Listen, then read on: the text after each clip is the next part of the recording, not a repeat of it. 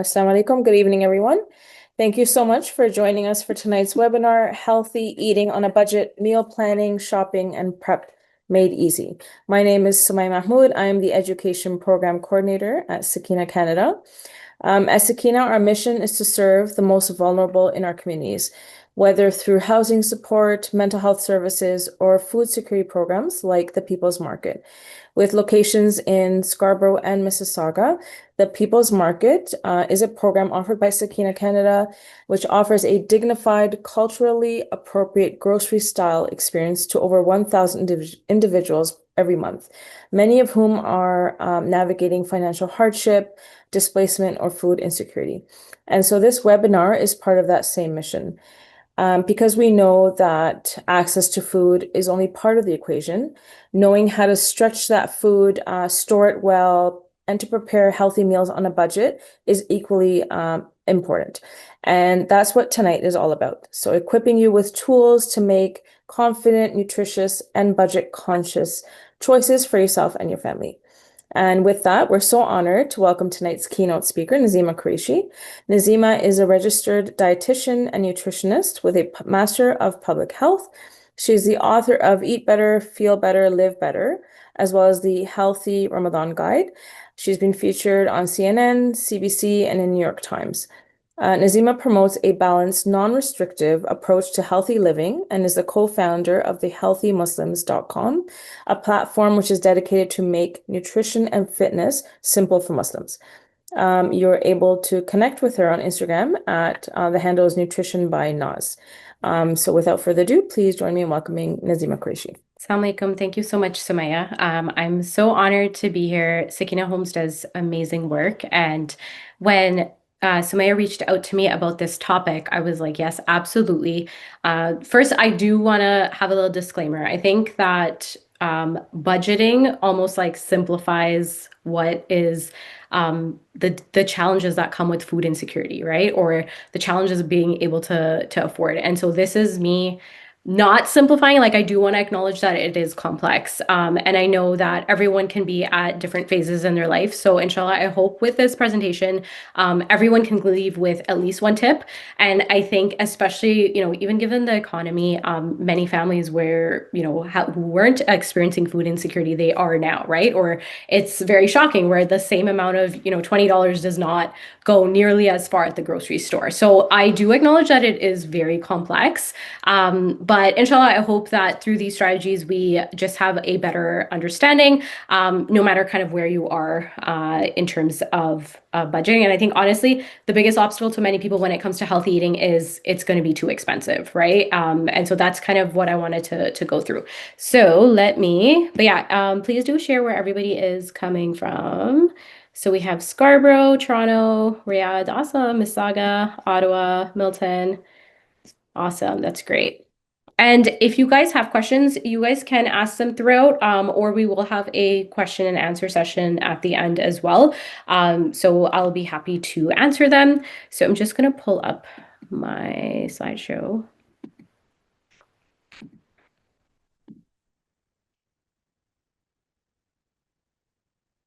Okay, I hope this is okay, Sumaya, if you're able to see. Yep, looks good. We're good? Okay, perfect. Okay.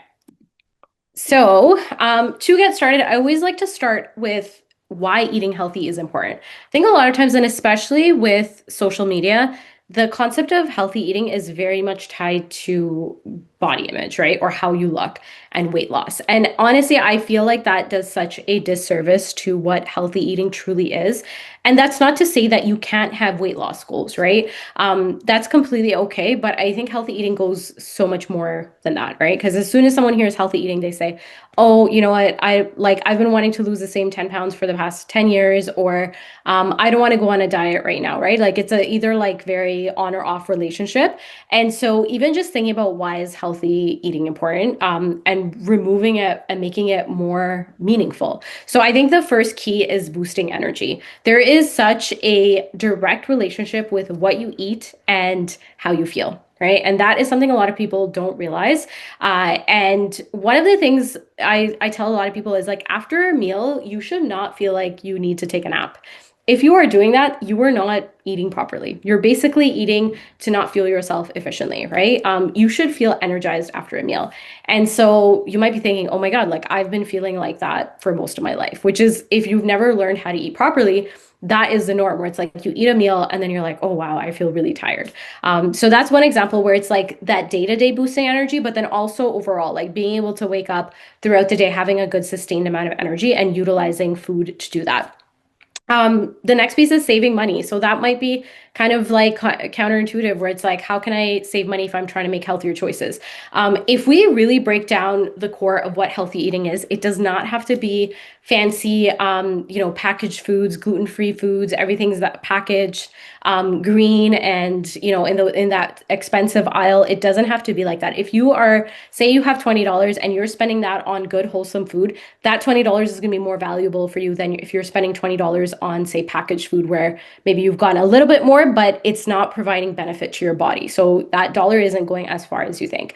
And then, of course, decreasing health risks, especially a lot of ethnicities within the Muslim community, especially South Asians, are at high risk of certain chronic diseases, right? So we see high cholesterol, diabetes. These are things that even when I grew up, I thought this was just a normal part of aging, that when you grow up, you have to have diabetes, you have to be on medication.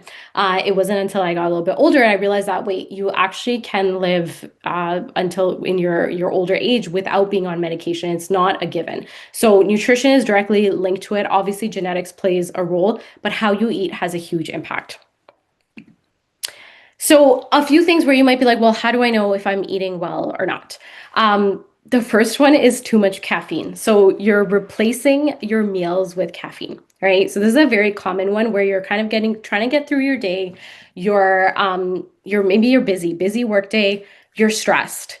You don't, or you think you don't have an appetite, right? But you still need to get through the day. You need to get through your tasks, whatever you may be juggling throughout the day, and you're reaching for caffeine. So I find a good rule of thumb is that 1 cup of coffee, tea is fine in the day. But when you start pushing 2, 3, 4 cups and you're like, oh, it's just a comfort thing, it's just something, that is a sign that you are utilizing caffeine as your like fuel source rather than food. Okay. So that's kind of like the first red flag.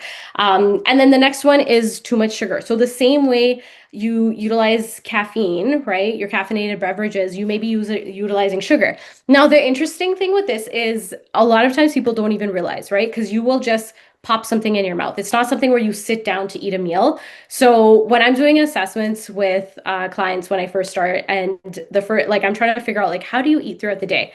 The first answer is usually I don't eat anything like the whole day. And it usually takes me a bit to really get to the bottom of it. And then they're like, wait, I just realized like I will grab a quick snack here. I'll finish off my kid's plate. I'll go through my kids' snacks. Like it's not something that you think about. So you don't even think of it as eating, but it's still going in your body. And so with caffeine and sugar both, they will give you, and sometimes the caffeine has the sugar, right? Like the sugary caffeinated coffee fancy drinks. So it will give you a spike in your sugar. This is where you feel energy, where you're like, okay, I feel pretty good. I can get through the next few hours.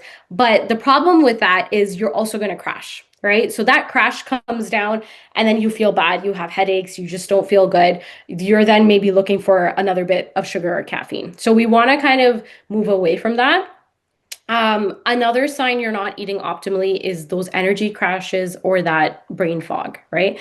These are things that people don't realize are directly related to how you're eating. Yes, there may be other factors, mental health, all of these things, but nutrition is a huge part of that equation. So if you are not giving it, a good chance with improving your nutrition, chances are you're not really giving it your all in terms of making improvements, right? Even if you're kind of struggling with mental health, nutrition will have a huge impact on improving a lot of those mental health symptoms.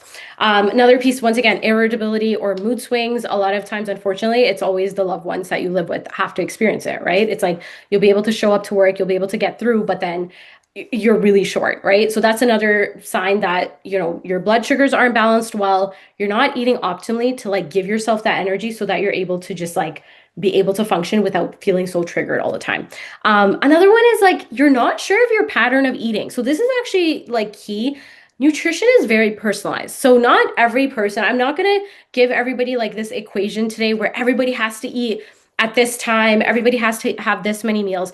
That is not necessarily true. Different things work for different people, right? So for some people, breakfast works really well. For other people, breakfast does not work well, and that's okay. Both of these things can be true for different people. But it is important for you to understand your pattern of eating. So if you don't even know, you're like, I just kind of grab things, right? That is also a sign you're not eating optimally. You do want to start developing a pattern of eating so that your body is getting that consistent nutrition. Once again, it does not have to look like every 3 to 4 hours. You don't have to have like 5, 6 meals. It could vary person to person, but we just need to start working on that pattern to figure out what's optimal for you. And then long term, these are things that come as a shocker. So you go to the doctors and then all of a sudden they tell you you're pre-diabetic or they say you have diabetes. And it may feel like a shock to you because you're like, wait a minute, where is this coming from? Right? Like I've been fine. Like I'm active. I eat pretty healthy. How am I seeing like high cholesterol, high blood sugars? What else is a common one? Low vitamin D is often not because of nutrition, but more so because we live, if you live in an area where you don't have access to sun, you're more covered. Low vitamin D, that will be another one. But there will be cholesterol is a common one, blood pressure, and diabetes. These are the most common ones. And it comes to us as a shocker, but the reality is it wasn't that one scoop of ice cream you had in the summer, but it is the pattern of eating, how you've been eating for the past several months, the past several years. That is like almost like building blocks that have resulted in you now being pre-diabetic, right? One thing to keep in mind is no matter what health diagnosis you receive, it's never too late. So if you're pre-diabetic, it's never too late. It's actually really, you're really, really early. So you can see improvements within 3 months. If you get the diagnosis of diabetes, it's not like that's it, you're doomed, right? Even at that point, that diagnosis or any other health condition, even at that point, there's so many opportunities that you can manage with your nutrition so that you can avoid going on medication. Say you're on diabetes, you're already on medication. Even at that point, it is not too late because you don't want to result in going on even more medication. One of our members, we just started working with him. I think it's been like 4 months. And actually, no, it was 12 weeks. So it's just been 3 months. He came to us with 5 different medications, very high blood sugar. And we just did an updated blood work through his endocrinologist. And the doctor's like shocked because already the blood sugars have like improved significantly. It went from digits to single digits. And that's just through nutrition. And so the doctor, obviously within 3 months, we can't remove medication, but within the next year, it's very, very likely that those medications will be decreasing, right? So going from 5 different medications to one to manage your blood sugar, like that's a huge improvement. So that's one thing to keep in mind. No matter where you're at in your journey, it is never too late to make a change. And it's really never too late. You always can see some sort of positive outcome, no matter how older you are, no matter how many circumstances you're experiencing right now. There's always an opportunity to make changes through your nutrition.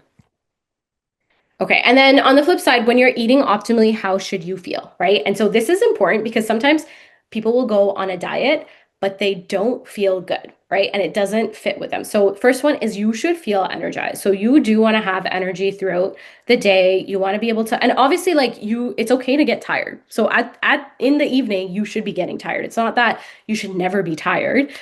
You do want to have a natural lull, but it shouldn't be that you finish work and you need to go to sleep for several hours and then wake up to function for the rest of the day, right? You do want to be able to get through the day with a good amount of energy. Once again, not need that sudden caffeine or sugar fix, right? Once again, that morning coffee, that's completely okay. But if you're reaching for multiple cups, we don't want that, right? So we're basically getting our fuel from the food.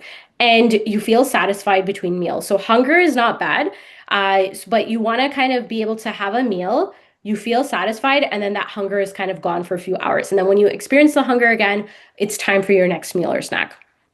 And then you sleep better, right? This is a huge piece. A lot of times people don't realize there's so many factors actually in this day and age that affect your sleep. Phones are obviously a big one because we have them on, but also how you eat, right? There is a huge connection between how you eat will impact how you sleep, and then improve focus and productivity. So this is a huge one where a lot of times people think, I don't have time in my life to dedicate to changing my nutrition. This is like the most common. It's like I have too much going on. But First of all, you're always eating. So this is something it's like you're gonna eat anyway. You're gonna prep your meals anyway. Might as well start shifting towards eating healthier meals. But also the other piece is what is the cost of you not making changes, right? If it's impacting your productivity, your focus, if you're working, your workday, your family life, that's a huge wake up call that you do want to be starting to make changes in your nutrition. And then once you have your nutrition down, you feel energized, then you can even add in a fitness routine and actually feel good about it, right? Rather than you're trying something out randomly with fitness, like you're pushing hard and then you feel drained and you never want to do it again, right? You want to do it in a way that benefits you. Fitness in itself, it could be very daunting for many people, but if you do it right, that in itself can give you more energy and help improve your sleep as well as other mental health benefits too. Okay, so that was kind of like the healthy eating piece on why it's important, but I'm sure because every one of you are here, you understand that importance of healthy eating, but I hope it kind of adds a layer of, hey, let's make it really meaningful so that you're more likely to be consistent with it. But now we're going to add in the budgeting piece, right? So what about budgeting? And is it even possible for you to eat healthy in a budget?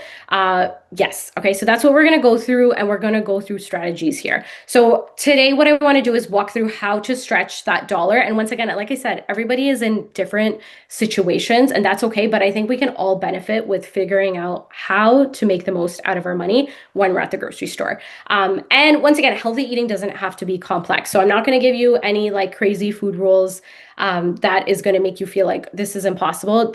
I want this to be attainable things that everyone can leave, even with one tip, one strategy that you can implement. That will be the goal today. Okay, so what we're going to do is basically think about how you currently eat, right? So you can either do this mentally, or if you want to take notes, you can. But basically, we're going to think about our healthy eating, but also like where is the money going, right? So one is you can think about how many meals in a day. Some people do 2 or 3 meals. Once again, there's no right or wrong answer, right? So I find 2 meals works well for someone who say they wake up and they're like, I'm not a morning person. I just don't like eating breakfast. My first meal is a few hours after, right? That is beneficial only if you're not going to snack on random things later on in the day. So if you find yourself like snacky at nighttime, it's likely because you're not eating enough during the day. But if you're finding I'm delaying that first meal, I'm having a good solid meal, and I'm feeling satisfied throughout the rest of the day with my maybe one other snack and another meal, that's fine. You can totally do 2 meals. For some people, it may be 3 meals. I find generally 3 meals do work depending on even the season, like literally in the year. So like for instance, the summertime, the days are really long, especially like here in Canada, the days are really long. So doing 3 meals makes sense. Otherwise, you'll end up snacking. Versus right now, the days are starting to get shorter. So you can get by with 2 meals because you could do like a meal around like 10, 11, and then by 6, and then it's basically like nighttime. So yeah, that's another thing with nutrition. You can make adjustments throughout the year. You do not need to be eating exactly the same all the time. Okay. How many snacks in a day? So being snacky is not okay, but having intentional snacks, that's okay. Random packaged things, we want to avoid that because once again, those packaged snacks really add up. But intentional snacks, if you really need it, that could provide you with a boost of energy. So realistically, the average person needs anywhere from 0 to 2 snacks. So it could be like, I'm good with 3 solid meals, maybe one snack, or, maybe they're doing like 2 meals and 2 snacks, something like that. So, but we want to avoid kind of the package, and we'll talk about that in a sec. The other one is, once again, how many coffees and teas in a day? And so this is from that budgeting perspective. If you're on a budget, and especially if you're like grabbing, outside coffees, teas, that adds up a lot, right? Several dollars every single day. That adds up. That's another place where it's like, where's the money going? And then how many times do you eat outside food, right? So takeout. Just as you're driving, you suddenly get hungry and you like pull over and grab something, right? All of the prices of like takeout, grocery, everything have significantly increased. So this can really eat away at your budget, right? A lot of times we don't realize our habits throughout the week. And then it comes to the weekend where generally people do grocery and you're like, shoot, like I'm pretty like stretched on my budget, right? Whereas those all of those like $50 easily, right? With a few coffees here, you grabbed a bagel, you grabbed a muffin. So these are things to keep in mind as well. And then also, how many times are you going grocery? So I find too many times going too many times in itself could be very pricey. So planning it out either weekly or even every 2 weeks. So with your dry items, sometimes it could be just like a monthly thing or every 2 weeks. And then with your fresh, and I'll talk about how to kind of navigate fresh and make that stretch, but you could do that weekly. You don't want to be stopping at the grocery store multiple times a week because what that tells me is there hasn't been any planning in place. So you're just like, oh shoot, I need to grab this, and then you're grabbing it without looking at the pricing. Sometimes you're just grabbing it at a random grocery store. So you do want to kind of like stretch that growth from grocery to grocery. And it also puts you in the habit of utilizing the groceries you have at home. So, say you really wanted to make a recipe, you don't have a simple ingredient. That's okay. We're going to add it to the next grocery. We're not just going to stop into the grocery store and grab that one thing because you have enough things in like at home. Of course, if you're in a situation where your pantry, your fridge has completely emptied out, that would be a different situation. But generally, I find those midweek grocery stop-ins are just you're going to end up buying multiple things. So we want to kind of avoid that. Okay. All right, so we're gonna go through some budgeting tips. First, we're gonna go through the grocery store. So once we're at the grocery store, actually, even before we get to the grocery store, so before you get there, so a lot of like, and it's funny because even I will share this. It's all about meal planning, right? So when you think about meal planning, you sometimes think, okay, I need to figure out what recipes I want to make, and then I need to make the grocery list. And let me tell you, if you're trying to eat on a budget, this can be very damaging to your budget, to your wallet. And the reason for this is because if you have a certain recipe you want to make, but the items are not on sale or the ingredients are not in season, it's very pricey, like your grocery bill is going to be very expensive. So instead, you can actually flip it around a little bit. So first is shop your kitchen first, right? So see what you have at home. Sometimes our pantries are just stocked with things we don't realize like what's sitting there. So shop your kitchen first. One thing that I like to do is at the end of the week, I will take out all of my produce and put it on the counter because that produce drawer, like things just like go once they go in there, it's like you don't even know what's in there. So I will take everything out and then I basically like it's kind of like being on those like cooking game shows where you're like, what can I make with what's there? So that's a really great place to start where it's like take out all your produce. We don't want to be having produce go to waste, right? That is literally throwing money in the garbage. So just start with what you have at home, see what ingredients you have. You can figure out a few recipes, and then from there, maybe you have certain ingredients for a certain recipe, and then that's where you can start making a grocery list. The other thing to keep in mind is also using things like flyers, price matching apps, and coupons, because that will tell you what's on sale that week. So I generally like when I go into the grocery store, I don't have like certain vegetables I have to buy because sometimes they're not on sale, especially fruit. I've noticed fruit has gotten so expensive. Like I went in this week and blueberries were like $7, right? So I'm like, I'm not spending $7 on blueberries. That is crazy. Instead, they had raspberries, which was two containers for $5. And then they also had blackberries. It was $1.67. So see how it's, but if I had put, so generally, like when I'm making my grocery list, I literally just put fruit because I'm like, let me just see what's on sale. But if I had put, I need to get blueberries, you suddenly feel like committed to this and you go and you see $7 and you're like, should I get it? And then like if you're buying it for your kids, you feel bad.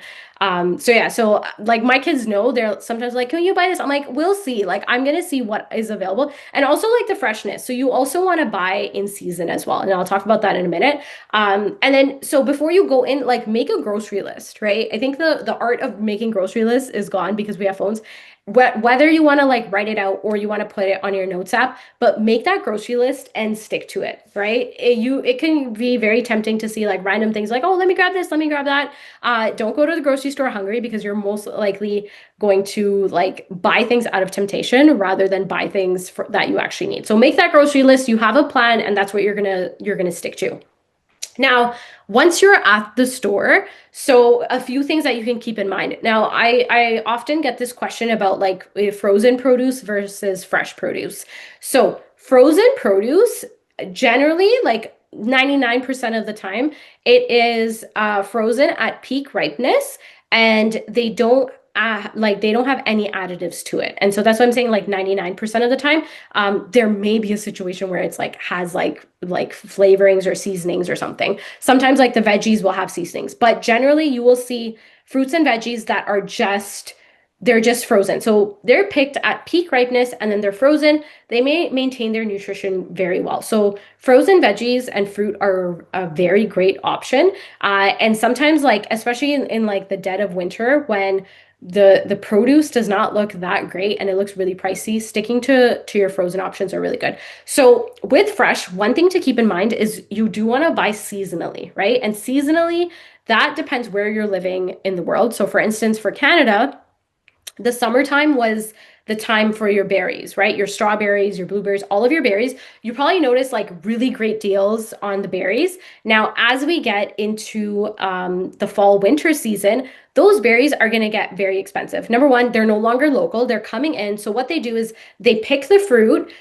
They are not ripe at that time, right? They pick the fruit unripe and then they put them on the truck and then they release gases that will ripen that fruit on the truck, which is why strawberries in the middle of winter don't taste nearly as good as strawberries in the summer. So honestly, like understanding your seasonal produce is super important for based on the region you live in. So for those of you in Canada, now we are getting into the fall season.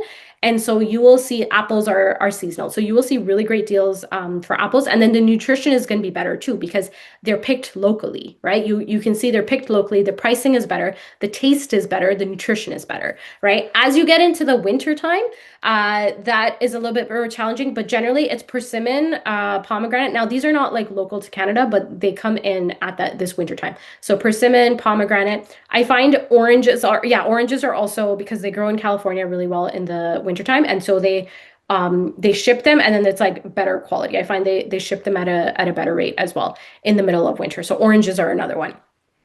So that's where you can kind of get an idea. So rather than committing to specific fruits, you can just like scan and be like, okay, what's on sale? I'm gonna grab this.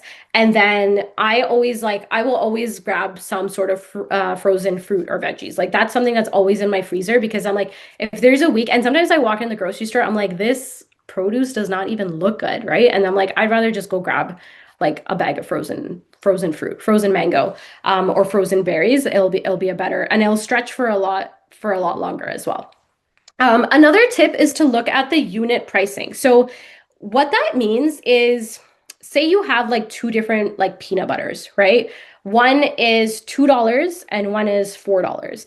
If you just pick both of them up, you're gonna be like, oh, well, obviously like the $2 one is cheaper. However, it could be that the $2 one is like this big and the $4 one is like like really big, right? So you're like, wait, how much like am I actually getting a better deal? So what you can do is look at the unit pricing. And so that's generally at on the label and it'll say, sorry, on the price tag at the grocery store. And so it will say however many cents per 100 grams. Another one I do, like a common one I do is eggs because eggs have gotten really pricey, but you'll have like different like 18 pack and then you have the 30 pack. So sometimes I'm like, wait, what's the better deal? Is it like the 18 or 30? So what you can do, you can look at the unit pricing. So it will be like, I think 30 pack will be like 30 cents per egg. And then the 18 pack will be like 32 cents per egg. So I'm like, okay, the 30 pack is a better deal, right? So that's one thing to keep in mind. And then are your lentils, beans, chickpeas, like these are like a huge staple, adds so much bulk with nutrition to your meal. So that's good to always have on hand and keep an eye on when it's on sale. So either you can do dry or canned. And that brings me to my next point, which is you want to decide between convenience versus saving money. Sometimes convenience, like you want to spend the extra 50 cents for the convenience. And I'll give you an example. So for instance, dried chickpeas. Yes, you will get like a massive bag for $2, but do you have time to soak it overnight? And then you have to boil it, and then you have to like prep it before you could even use it versus maybe like $1 can, it's ready to use. there's no right answer once again. Like there are times in my life where I actually buy the dry and I will literally like cook all of the chickpeas and I make like 1 cup baggies and I freeze them. I haven't done that in a long time because I literally don't have time to do that right now. But yeah, so if you have, a chance to spend a little bit more time, you'll save a little bit more money. But there are times where you're like, shoot, I'm not going to do that. So let me just get the canned. With canned, there are a lot of great options now. So you want to look for BPA free, and you want to also look for, sometimes they have like no preservatives added and then like no salt added as well. So it's just canned in just the water. So that's how you can kind of make healthier choices with your canned bean options. Okay, and then so you did a great grocery trip and you feel so proud of yourself, but what about during the week? Okay, so you like there's no benefit if you're gonna go grocery, but then you're like eating out multiple times in the week, right? So that will drain your budget. I find packing snacks and meals with you, no matter where you go. Even with myself, I'm working from home most of the time, but I will pack my lunch the same way I pack my kids' lunch because if that doesn't happen, I'm gonna see myself like the middle of the day, I'm starving and there's nothing to eat, right? And so at that point, you're either tempted to snack on like random stuff, or maybe like order something, right? And then also you want to avoid food waste, right? So be on top of what's going bad. With your greens, if they're starting to show like some sign of it going bad, like use it earlier. Also, a quick tip is like your leafy greens, just putting a paper towel in the container works really well and it keeps it a little bit fresher because it absorbs the moisture so it won't go bad nearly as quickly. Okay, so sample grocery list, and this is I basically thought about like when I'm walking through the grocery store, what are things that I think about? So the first is like generally most grocery stores you walk through and you're like it's the produce section, right? So one thing to keep in mind is what you put in your grocery cart is what you are taking home and essentially putting in your body, right? A lot of times we like tell ourselves stories where we put in the cart and you're like, "Oh, it's not for me, it's for when guests come, it's for the kids." But no, what you put in your cart is what is going to go inside your body. So that's one thing to just like be aware of that. So produce, you can do a scan. Either you looked at the flyer beforehand or you're walking in, see what's on sale and in season and looks good. You can grab that. And then if you can supplement with frozen veggies and frozen fruit. I really like having like bag of frozen veggies on hand because that always adds like healthy bulk to my dinner meal. So first look at the produce, but then you can also kind of top up with your frozen. Next is your carbs. So at any given grocery trip, I mean, unless you have like a good stock, you want to choose 1 to 2. So these are carbs to keep in mind. Pasta is a really good one because you can get pasta on sale, right? So really massive bags. And you honestly, you can do the whole grain, but you can also just do the white and just be mindful of the portion size. So if you're pairing it with protein and veggies, that's completely okay. Especially if you're trying to get like a big family meal, a package of pasta, that's a great option. Bread generally I find when it's white. So I'm okay with white pasta, but not okay with white bread. And I'll tell you why. Pasta generally, like if you look at the white pasta ingredients, it's literally just like flour, right? If you look at white bread ingredients, they have a lot of preservatives.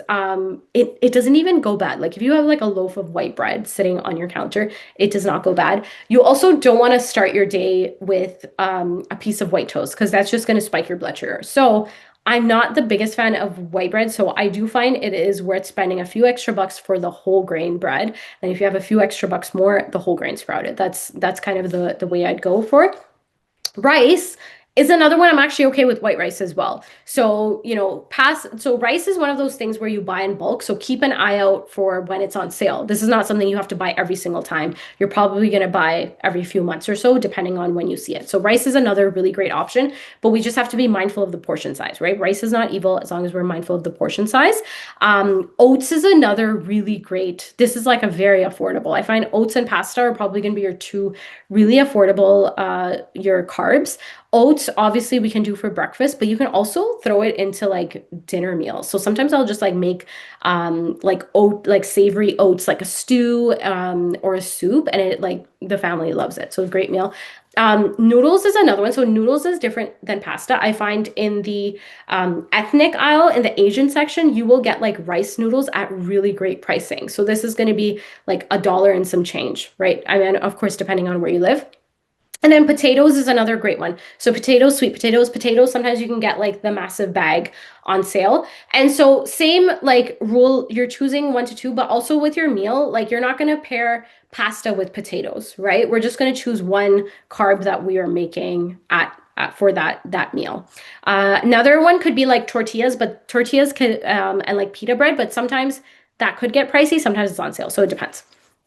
Okay, protein. So I'm just listing out like the very affordable ones, and we'll talk about protein in a sec. But lentils, chickpeas, beans. These are, if you're really tight on a budget, you know you can get protein from these sources. You do get a bit of carbs from here as well, but you will get your plant-based protein.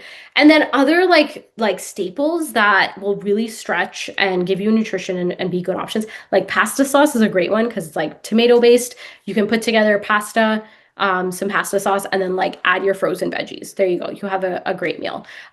Peanut butter is another really good one when it goes on sale because it gives you the healthy fats, especially if you're like trying to fill up kids. Obviously, not for school lunches, but like at home, right?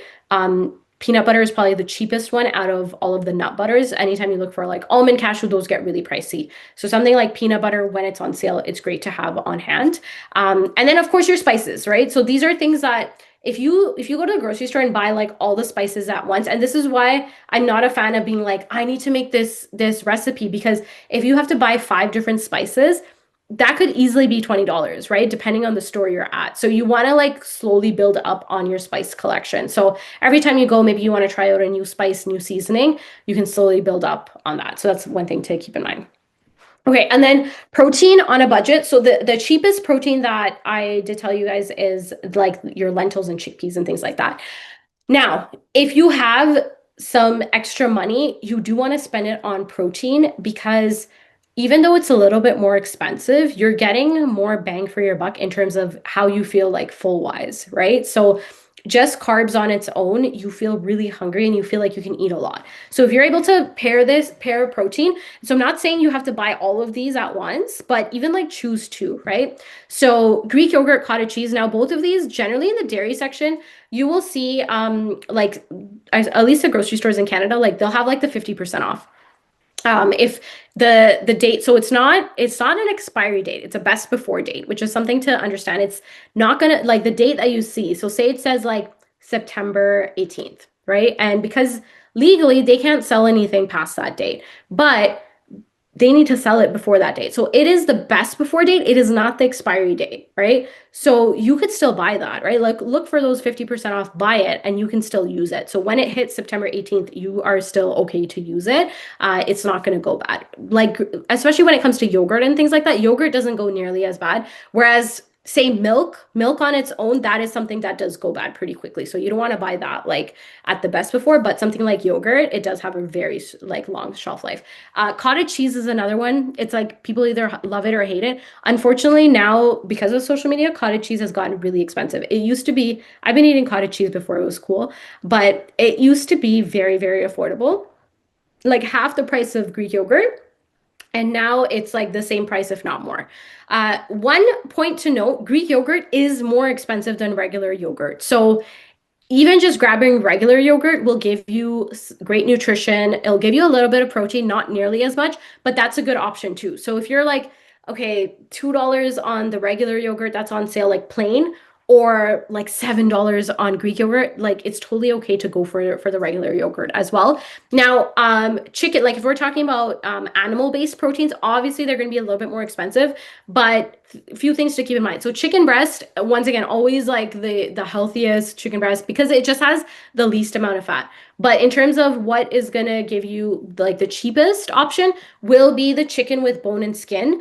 What I recommend is remove the skin when you come home. So that it's a significant amount. Like over here, like it's anywhere from like say $25 for a 5 kilo box versus like $60 for $60, $70 for a chicken breast. So it is a huge difference. And I think for that, it's worth doing the work, right? So taking the skin off, you don't, if you're really limited on, say, your budget and you have bought that, you utilizing the fat may be a good option to kind of fill yourself. But if you're kind of okay where you're like, okay, we have pretty good balanced meals, then you do want to remove the skin because you don't want that extra fat because you are eating enough calories. But if you're in a situation where you're like, okay, we don't have a lot, this week, so you can actually like cook with the skin on and it'll provide some extra fat and calories, especially for the kids.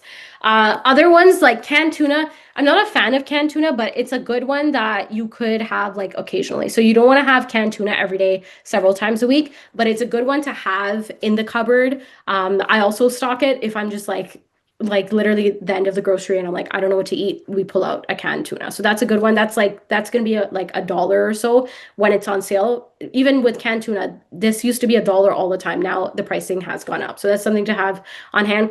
Eggs have gotten significantly more expensive, but eggs are something that you can also have for dinner, right? So eggs could be, yes, they have gotten more expensive, but they could be a more reasonably priced option than say chicken or ground beef.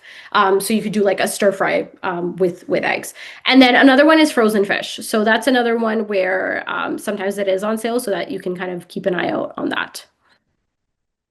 Now, this one, I like to talk about this one. It's like basically budget traps, things that you think you're getting a good deal on, or you're trying to be healthy, right? Like either of these, but they're honestly not a good deal. And almost all of these I never buy. So the first one is like granola and granola bars. Oh my God. Granola is so expensive to buy like those packaged ones.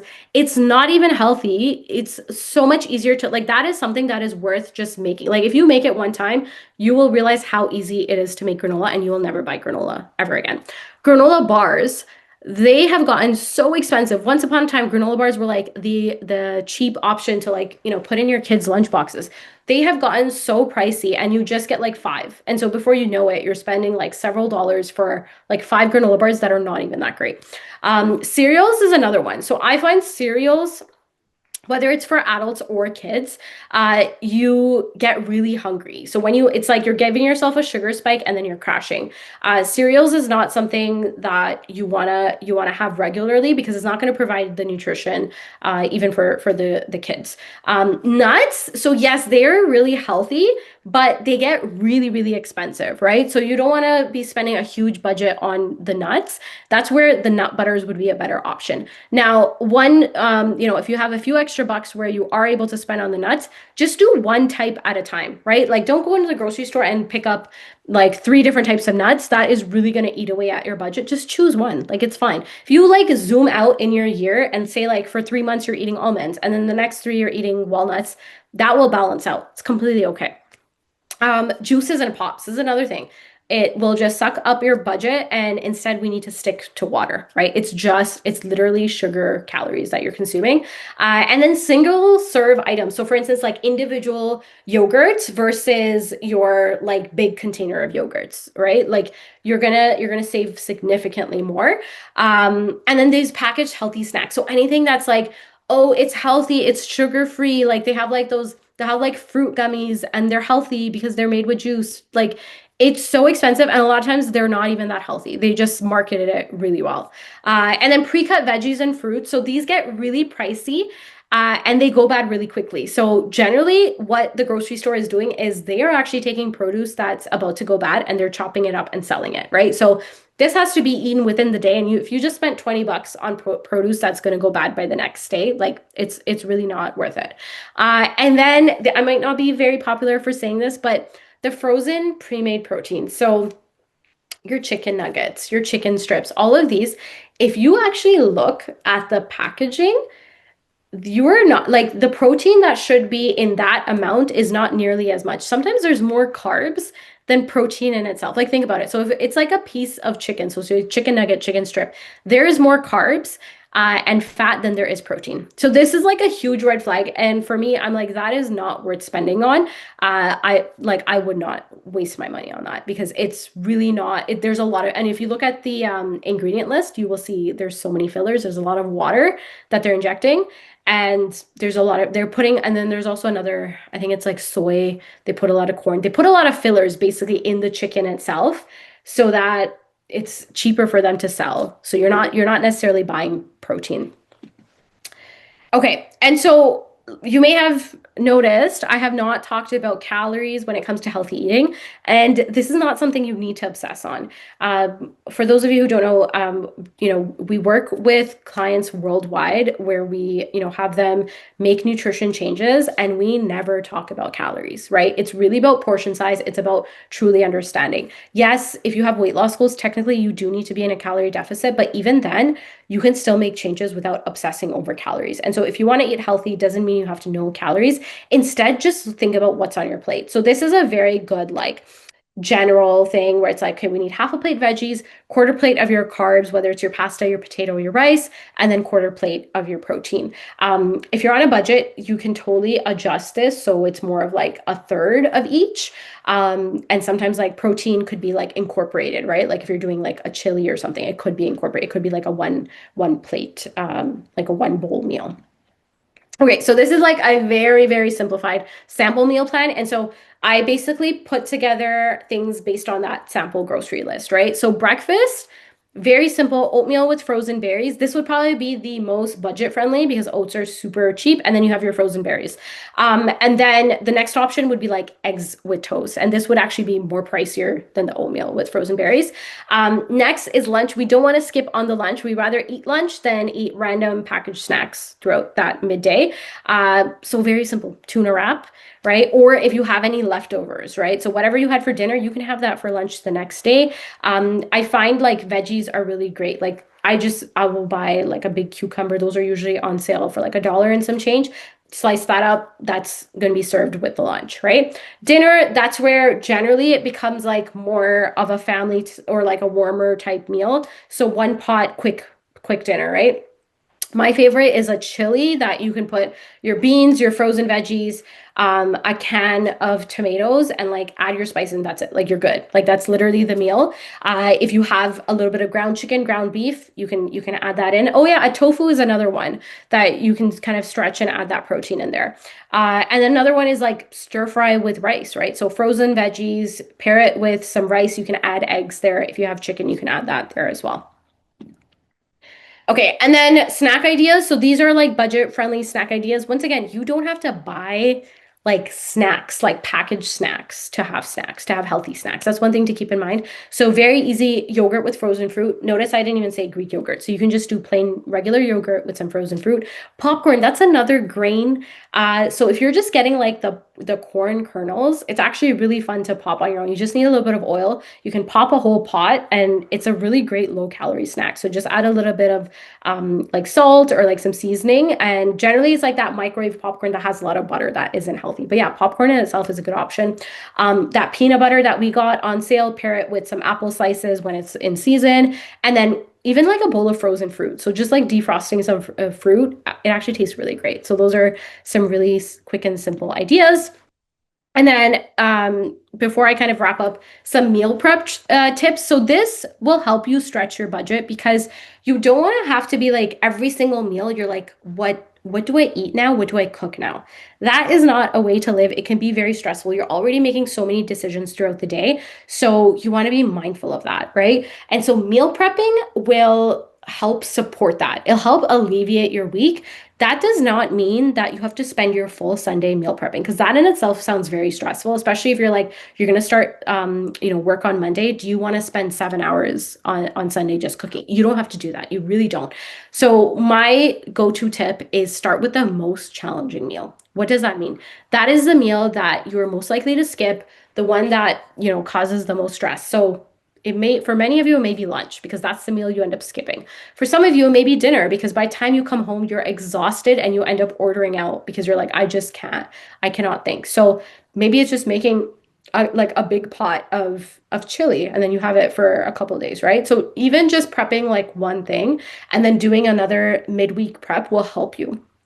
And then at the least, one thing to keep in mind is cook once, eat twice. So every time you cook, you want to make just enough so that it's gonna last for the next meal, whether it's the next lunch. Last night I made the coconut veggie curry, chicken curry with rice, and that's what my family's eating. They're actually eating right now. So they're literally having the same meal. It's not that deep. We can repeat dinner. So I heated up the rice. Oh, I did add extra. I had like lettuce. So I literally just chopped up. They eat it if it's like shredded lettuce. So I added that.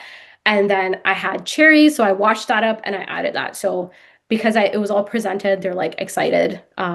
But we literally had the same thing yesterday. So at the least is cook once, eat twice. It really alleviates having to think about your healthy meals.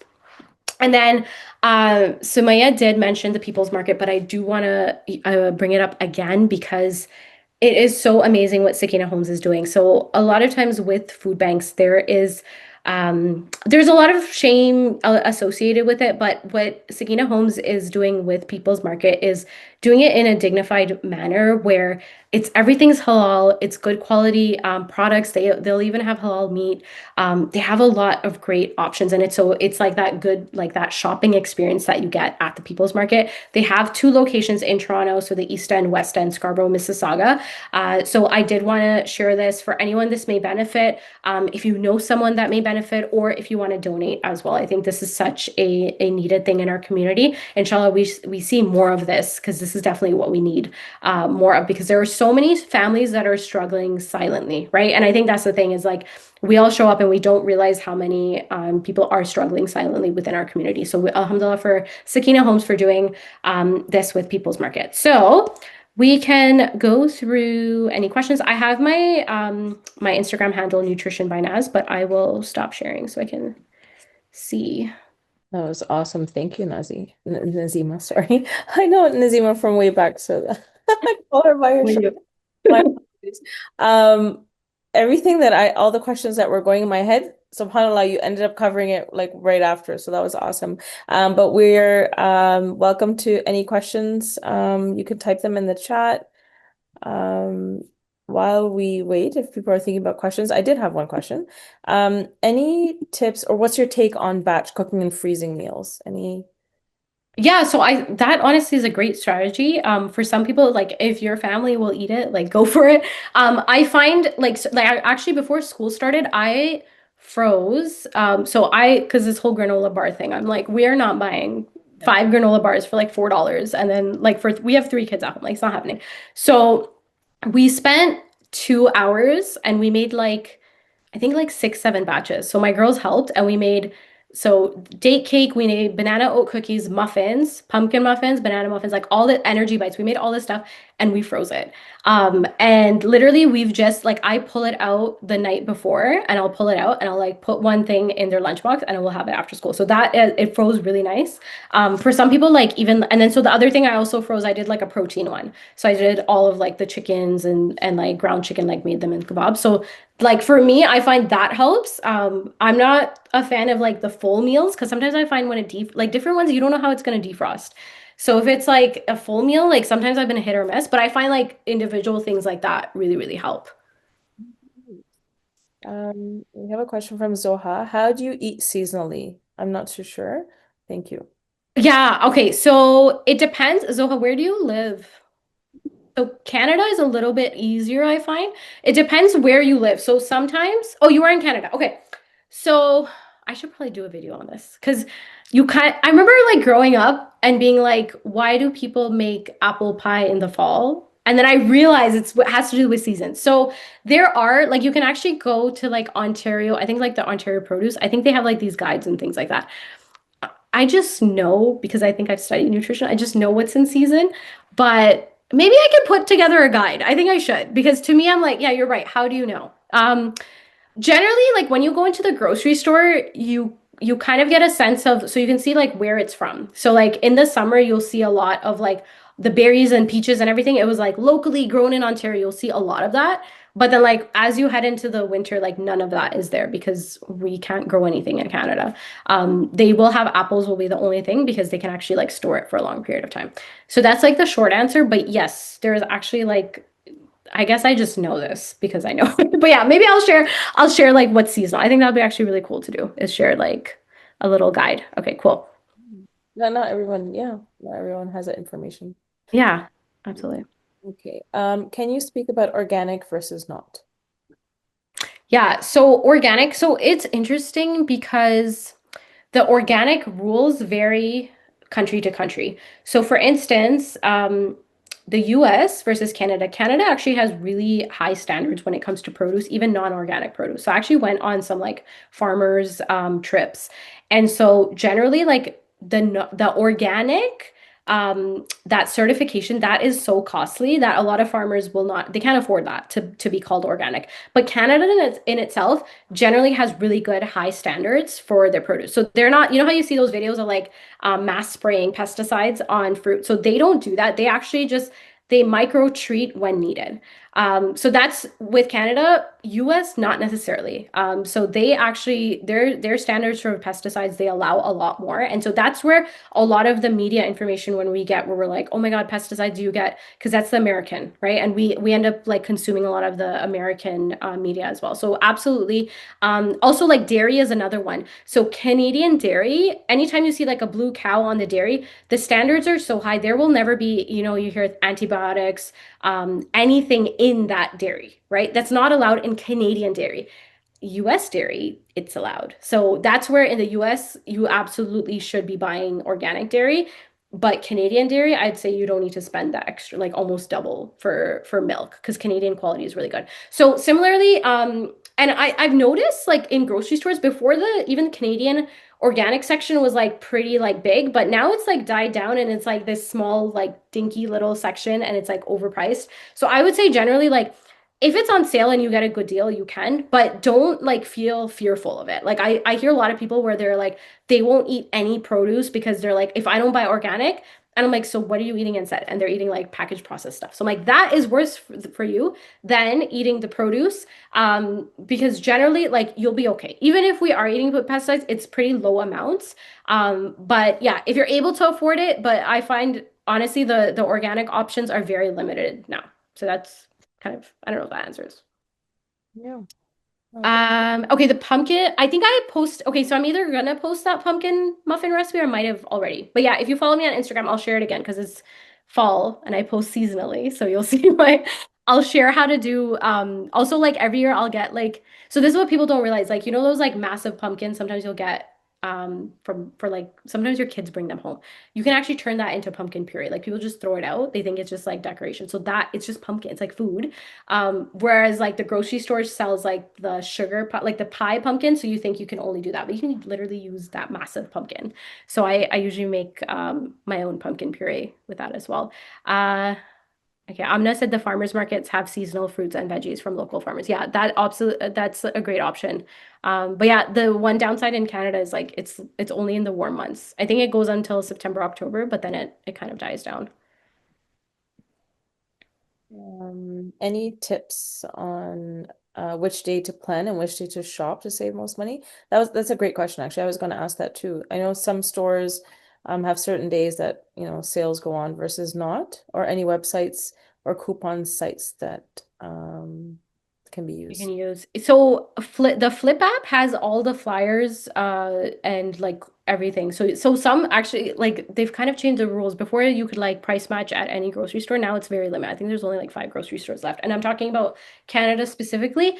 So I find that's probably the best is the Flip app is really good because you can get have a look at the flyers. I think it's every Thursday they put out a new flyer. So that is pretty helpful to know. I also find it's helpful to like plan one day and grocery shop 2 separate days and even cook another day. Because if you try and do it all in one day, it's like draining and you like never want to do it again. So I split it up. Like I actually try and go grocery on the weekday, like Wednesday, Thursday, and then because weekends is like chaotic in the grocery store.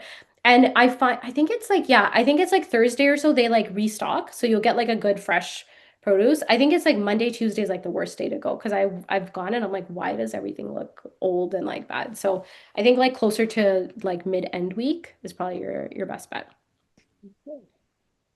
I love the tip that you gave, taking all the produce out on the counter and using what you have. It's exactly what you said. You forget about what you have in your fridge and then Yeah. just By the time you figure it out, it's already bad. So I love that tip. That's awesome. Yeah, I've done a few, like I've shared a few meal prep. Maybe I'll do that again. I haven't done it in a while. I feel like my kids are older, they're like always in my face, and I never like I'll just prep the meals and like shoot, I didn't record it. But I usually do that on Sunday where I'll pull it out. I'm like, all right. And it's been helpful for a lot of people on Instagram while I'll share what type of meals I had put together. Really good tip. Any other questions? Thank you for doing this. May Allah reward you. Thank you for joining us today. May He make meal planning easier for all of us. Amin. I mean, Okay.